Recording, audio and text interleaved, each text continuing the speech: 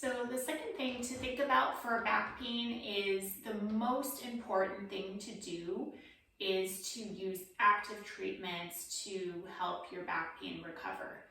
Active treatments are stretching, exercises, reframing our thoughts, any of that. So passive treatments in comparison are taking medication, doing massage on our back, going to acupuncture, chiropractic treatments, because we're literally just lying there on the table receiving care. Other examples could be injections, surgery even. So any of those where we're just passively lying there receiving it, there's strong evidence to suggest that active treatments where we're participating in our treatment they're going to be much more effective than passive. Now, it's not,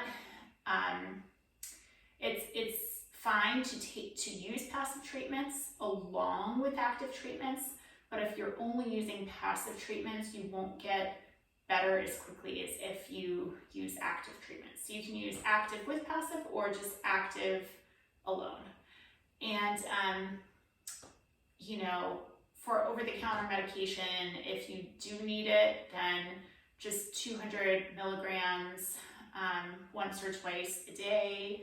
You should take it regularly on a schedule and then fade it off as quickly as possible and ramp up the active strategies. So that's just an example of how you might pair it together. So the most important active approach to recovering from back pain is resuming your normal day. So typically, if we have a lot of pain, we're likely to just call off the day at work or not go to our personal training appointment or not take care of our kids and call a sitter for that day or something like that. So it's really important to try to do your normal routine. It's kind of counterintuitive. Usually you think, well, if I have pain and my routine makes my pain worse, I shouldn't do it. But actually, resuming your activity gets your mind off your back, it improves your mood, it improves your mobility because you're doing a little bit of what is probably scary for you, but not too much of it, so that little by little you do more each day. So that's active strategies. Just a couple examples. So if you need to bend forward to pick something up, see if you can do it in different ways. You can come down on one knee and pick it up. You can do a golfer's lift where you're coming down and picking it up. You can kind of hinge your hips back where you're bending down and picking it up. So moving in a variety of different ways that you can relax your back into is really the key. You might have pain with these certain motions, but when you feel pain, it does not mean that you're doing harm or damage to your back. So you can feel pain and know that your body is just trying to protect you from that motion because it just is, recovering from an injury. So it's better to test the boundaries and understand what the maximum is you can do each day versus, for example, lie in bed.